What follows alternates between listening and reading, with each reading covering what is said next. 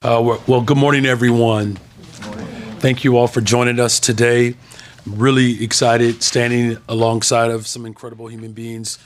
Our BACP Commissioner, Mr. Ivan Capofali, the U.S. Small Business Administration's Illinois District Director, Willette LeGrant, and the Hyde Park Chamber of Commerce President, CEO Wallace Good, and then the owner of Play Hyde Park, Miss Ann Kinsley. Together, we are thrilled to kick off what we call the National Small Business Week here in Chicago. Yeah, right. There's one little woohoo. Yes. Let's try that again. Together, we are thrilled. Let's try that again. Cut and action. Together, we are thrilled to kick off Small Business Week right here in the greatest freaking city in the world, the city of Chicago. And it's important that we do this. It's an opportunity for us to celebrate small businesses and, of course, their impact on all of our communities. Most importantly, though, it's time that we actually spend some money in our small businesses so that we can generate the revenue that keeps small businesses moving forward and continues to allow them to employ right here in our communities. Small businesses are the heart of our communities, and it's really the backbone of our economy. Each of our Chicago 77 community areas are unique and vibrant because of the small businesses that define the character of these communities. From restaurants that bring us authentic cuisine from around the world to local retail owners and service providers who share their passion and talents with our communities. Small businesses are the key to safe, equitable, and thriving communities as they employ our residents, fuel our economy, and uplift our neighborhoods. The city of Chicago is committed to supporting and investing in small businesses as we continue to work to drive economic, equitable growth that benefit all of the commercial corridors of our city. Through my administration's Build Better Together, this initiative, we are transforming city programs, policies, and processes to spur more economic development and growth throughout all of our 77 communities. One key way that we invest in small businesses and our commercial development is my administration's $1.25 billion investment for housing and economic development. It's the largest investment for housing and small businesses in the history of Chicago, the largest public investment. And half of that funding is committed to housing priorities, and the other half, of course, is committed to small businesses, the innovation as well as job growth that they provide. With this bond, we have already supported groundbreakings and ribbon cuttings on mixed-use affordable housing complexes, primarily on the south and west sides of Chicago, that need housing and commercial opportunities the most. As my administration continues to invest in our communities, and particularly our businesses, I hope the people of Chicago will join us and show their support for the National Small Business Week. There are close to 50,000 different business licensed in the city of Chicago. So that's plenty of opportunities for families to be able to find what they're looking for. In closing, I hope that our city's local restaurants, grocery stores, and retail shops, service providers, and others will feel Chicago's love and support this week. I look forward to continued partnership with BACP, our local business service organizations, and community partners to ensure that right here in Chicago, those who want to achieve their dreams of launching and running a small business can actually succeed. And so Chicago, let's get to shopping and let's make sure that we do it local. And so with that, I'm pleased to bring to the podium our BACP Commissioner, Mr. Ivan Capofali. Please give him a round of applause. Thank you, Mayor. Good morning, everyone. Morning. My name is Ivan Capofali. I am the Commissioner for the Chicago Department of Business Affairs and Consumer Protection. You guys know it as BACP. It is wonderful to be here in Hyde Park, a community known for its vibrant mix of cultural attractions, historical landmarks, and a thriving shopping district that attracts visitors from all over Chicago. Thank you, Mayor Johnson, for uplifting our communities and our city in profound ways as we continue to build better together. I want to thank also the Small Business Administration for sponsoring National Small Business Week, the Hyde Park Chamber of Commerce, and of course, Plate Hyde Park for hosting us today. Pleasure meeting you, Ann. You have an amazing business. Congratulations. As the mayor mentioned, today we are kicking off National Small Business Week, which recognizes the hard work and the contributions to the economy by small business, made by small business owners. This week is another opportunity for us to shop local. When residents shop and dine locally, it creates a positive ripple effect that resonates across our entire city. When you buy a toy from a toy store like this one, you're not only helping the business stay afloat, but you're also helping wages get paid and people keep their jobs. So just an example, like Ann, owner of Play, she depends on customers to continue to operate. She has supported our communities and invested in our city by opening her 5th store. Wow. And this is an amazing accomplishment for a business owner here in Hyde Park. So it is clear that when you shop local, you support the city's diverse range of local small businesses and create jobs.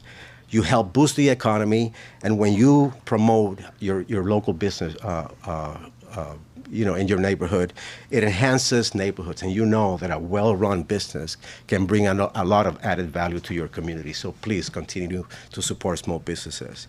Let us be reminded that Chicago's strong small business ecosystem is due to the resources and support available under Mayor Johnson's administration.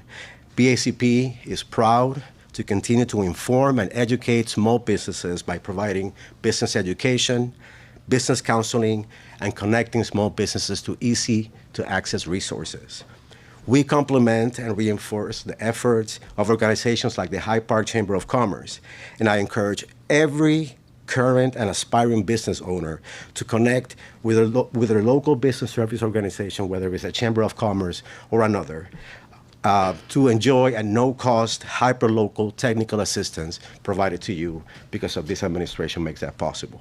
These efforts are just a small example how the city of Chicago is here to support small businesses. So let this be a reminder, as I am full of reminders today, of the crucial role local businesses play in reinvigorating communities, and I encourage all Chicagoans to continue to shop local. So I'm going to turn it over to Willette Grant, U.S. Small Business Administration District Director. Thank you. Thank you so much. Good morning, everyone. Good morning. Thank you. Good morning. I like the energy. This is for you. My name is Willette LeGrand. I am the District Director for the Small Business Administration. I got to tell you, I'm absolutely, positively thrilled to be here today. Today is our Oscars. For the rest of the week, it's our Oscars. The thing that the Small Business Administration does more than anything that likes to do, and I certainly love to do, is celebrate small businesses. So the National Small Business Week honors the nation's 34 million small businesses for their perseverance, their ingenuity, and commitment to excellence. Now, here in Illinois, more than 1.3 million exceptional small businesses, some of which are here today. Congratulations to each of you for the vital contributions that you make to the nation's economy every day. Now, whether it's in Hyde Park, in retail stores, on factory floors, or the frontiers of technology, small businesses are igniting the next generation of creativity and building the products that keep America strong, competitive, and secure. They are the very backbone of our economy. They are the job creators who make economic prosperity attainable for millions of Americans. Small businesses create 2 out of every 3 new jobs and employ nearly half of the workforce. I never get tired of saying that. I don't think it fully resonates the impact that small businesses have on this nation. And too often when I'm in the community and I'm talking to small businesses, you know what they say to me? They say, I'm just a small business. I'm just a small business. Almost as though they don't really understand the direct, not indirect, the direct impact, the contributions that they make to our nation. So to each of you, I say, take a very well-deserved bow. Not only are you the job creators, you are the difference makers. You are the economic engine of this country. Now, I would be remiss if I didn't recognize the extraordinary resource partners that help to fuel this engine. In Illinois, we have 41 small business development centers, and I'm proud of the partnership that we have with the state of Illinois to make that happen. We also have 5 chapters of Service Corps retired executives, 4 Women's Business Center, and a Veterans Business Outreach Center. In collaboration with SBA, they deliver essential counseling and training and capital access and business development and contracting and so much more.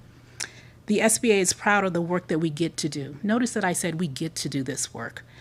I took this position about a year and a half ago, and I got to tell you, I took it because of the mission that SBA has to serve small businesses. Our commitment to small businesses is unwavering. We are always looking for opportunities to help small businesses excel to even greater heights. There are several initiatives on the horizon that SBA is launching to do just that. With a focus on Main Street, Made in America, and accountability, the SBA is going to get rid of regulatory red tape, expand access to capital, invest in workforce development, and continue to build a dedicated infrastructure to help small businesses succeed. So the future looks bright for small businesses and our economy. Again, please join me in honoring and applauding the difference makers, America's small businesses. Thank you. And with that, I'd like to turn it over to Mr. Wallace Good.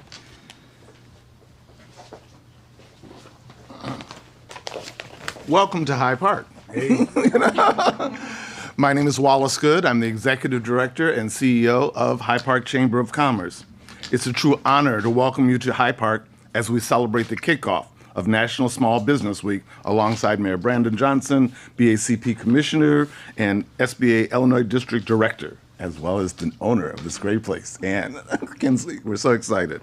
I want to thank them for their steadfast leadership and partnership. Your presence here today speaks volumes about the commitment our city, state, and nation has to uplift small businesses and neighborhood economies.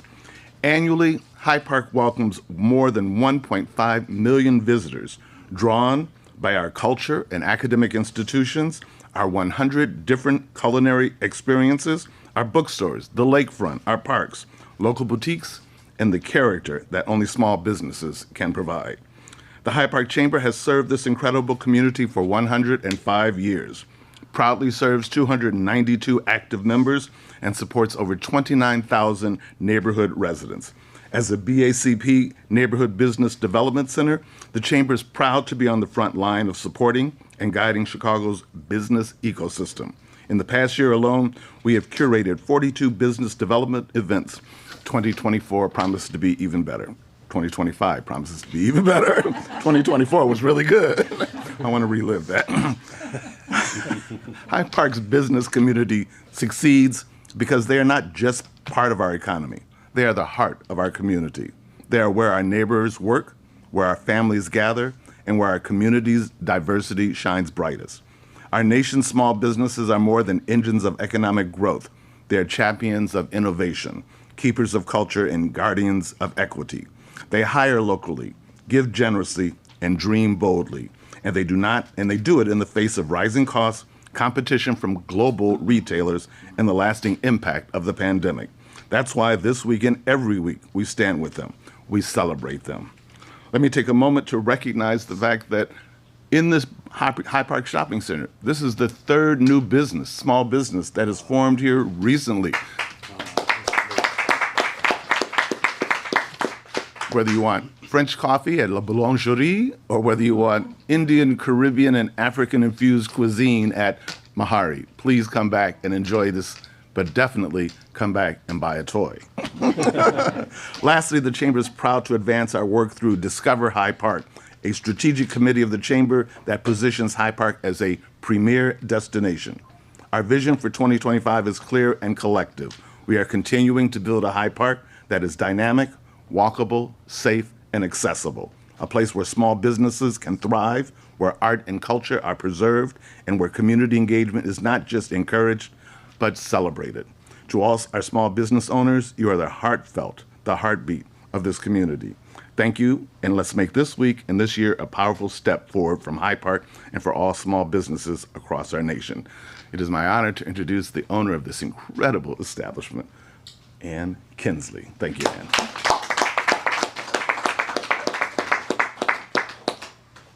Thank you, Wallace. Thanks. Bought local. My name is Ann Kinsley, and I opened Play, a toy store, in 2010 in Logan Square. This is our 15th anniversary, Labor Day weekend, and now we're celebrating the opening of our 5th shop here in Hyde Park. So welcome. One more time.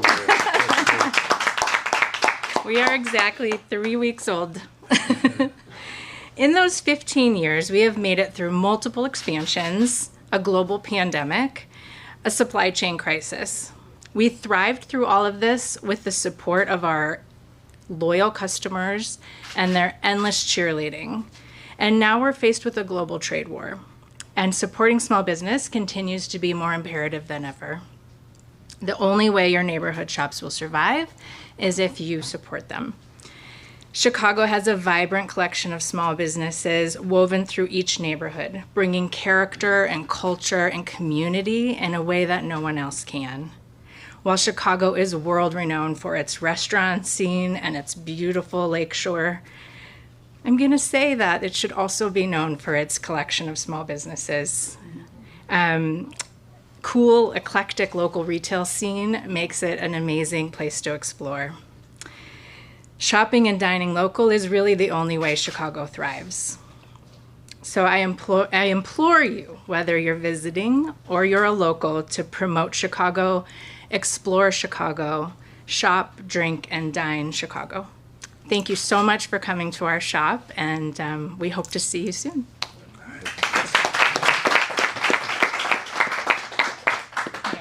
Yeah, thank you, Ann. Thank you, Mr. Good and Ms. Legrand. Thank you to our Commissioner Capofali, and thank you all for being here today. With that, we'll take a couple of questions. Yeah, Leah? Yeah. You have any questions? I have a question on topic and I have a question on topic, so, Un and un? on and off. Got it. Okay. All right. I I didn't have my copy yet. It's okay. Where you know where to go, right? Absolutely. So, having these small business in particular, and we talked about 3 that just opened here in this area, crime continues to be an issue for them. In fact, just in this plaza, there were some issues, and some of these businesses they keep their doors locked because they're concerned about crime. So how would you address these issues that these small business owners have? Because it's very expensive to have security, and they want to be welcoming. But so what are you doing to help small businesses deal with crime? Well, it is an issue. It's a top issue that I confront every single day. And it's something that is going to really require all of us collectively to ensure maximum safety. One of the ways in which you create safe and vibrant communities is by the expansion of small businesses in these commercial corridors where there are actually more people who are moving about, because that is what engenders safety. When more people are around and more people are shopping and more people are out, those type of incidences and tragedies are less likely to happen. Now, as you also know, that crime is down in Chicago. It continues to fall. April was one of the lowest months of homicides that we've seen since, for a very long time, 1962, between January and April. And I believe violent crime is down roughly 24%. Robberies are down. We implemented a robbery strategy just over a year ago.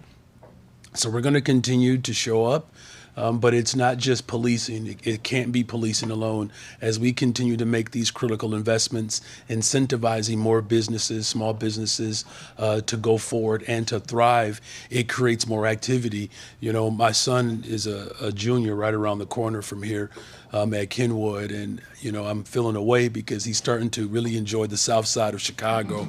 And as a west sider, I just kind of feel away about that. But you know, students come out of Kenwood Academy as they look to explore or spend time for open campus. So public safety is top priority, and we're going to continue to drive violence down in the city of Chicago. And then we just had these unfortunate incidents, police shootings, 2 that happened very close to one another. just what can you tell us about them and what's going on with police training? Well, these cases are will be investigated thoroughly by all of the respective bodies. I'll have a deeper conversation with the superintendent a little later today to get a better understanding of what went on. But what I can say is, we have fully embraced constitutional policing. Since I've been in office, the compliance rate has gone up significantly. The training that we are offering for our police officers have already shown repeated benefit. We saw how we handled the Democratic National Convention and other elements of engagement. So we'll get the full scope of what went down, and my number one priority is not just creating constitutional policing, but making sure that we engender absolute confidence between our local law enforcement and the community, because that's ultimately how we secure safer communities when that trust is maintained. Thank you. Hi, Mayor. Hi. Council is set to resume discussion today on the curfew proposal. Can you tell us, has your view changed? Where do you stand on that right now? Well, one of the things that, I think the people of Chicago will appreciate about me, as much as I believe that we have to constantly evolve in our thinking, we cannot succumb to elements of practices that just don't prove to be effective. So my position around curfew is it's the position that 12 rigorous studies have gone through, that there is no empirical evidence that lowering the curfew is going to reduce or eliminate those type of incidents. What we have to do is continue to come together as a city to have conversations around how do we hold people accountable, how do we create opportunities, and how we continue to collaborate. I spent Friday afternoon spending the most part of my day in the Second Ward talking to folks in River North and Streeterville and the like, to having these substantive conversations. And you know what they all agree on? That we have to invest in our young people. Everybody agrees with that. And so we're going to continue to make sure that we have these collaborative conversations. That's my responsibility, to continue to bring people together so that we can come up with effective solutions. Now, here's the thing. These incidences have gone down. One is one too many. Just like violent crime continues to go down in the city of Chicago, it's not just because of one entity, it's because of the collective work. Making sure we're investing in housing, that's how we build safer communities. Investing in our small businesses, that's why I put forth the $1.25 billion investment for housing and economic development. Those two components together is how we build better together, and that's what we're going to continue to do. We're going to stay focused on what works. We're going to continue to come together and remain firm to ensure that a better, stronger, safer Chicago becomes a reality. And just as a follow-up to that, one of the big concerns that I've heard about the curfew plan as it stands is that, if someone were to be arrested underneath it, it could, come back with lawsuits and legal battles against the city. Have you talked to legal staff within the city about whether it would pass the constitutional muster? Well, look, I've made that very clear from the very beginning. I'm not entirely sure of the constitutionality of a measure that would be solely concentrated in one particular area. Now, since I brought folks together, there is a broader conversation. But here's the thing that's most important. We want to prevent these type of occurrences from happening. And everything that we do to invest in the front end, we don't have to scramble on the back end. Let me just tell you this. Being a father, raising 3 children, if you don't prepare the night before, I'm just saying, right? So we have to do a better job at preparing, and our police superintendent is doing that, but it has to be a holistic approach. There's a reason why violent crime is going down in Chicago. It's because we're showing up on the front end. For too long, we've had a very puerile, lazy approach towards governance. And so we're taking a mature approach. We're doing the things that work. And I know that there's a level of trepidation and fear and anxiety that exists. I get that. I'm raising my family in a very beautiful community. It's the Austin neighborhood. We love it. And I'm the first mayor in the history of Chicago to wake up in one of the most violent neighborhoods in the entire city. A couple of years ago, my son started at Kenwood, first week in school, a kid goes out for lunch and gets murdered. Right? These are things that I think about every single day. I don't want children harmed. And that's why I've invested millions of dollars into youth employment. We're going to hire 29,000 young people, working with small businesses around the city to hire these young people, also with government agencies. As a city, we will do what works. And even in the midst of some level of fear and trepidation and some anxiety, we have to hold firm to our values. And our values are accountable, making people accountable, keeping people accountable, making sure we're creating opportunities, making these investments, and working together. And we're going to continue to do that. All right, thank you all very much. Appreciate you all.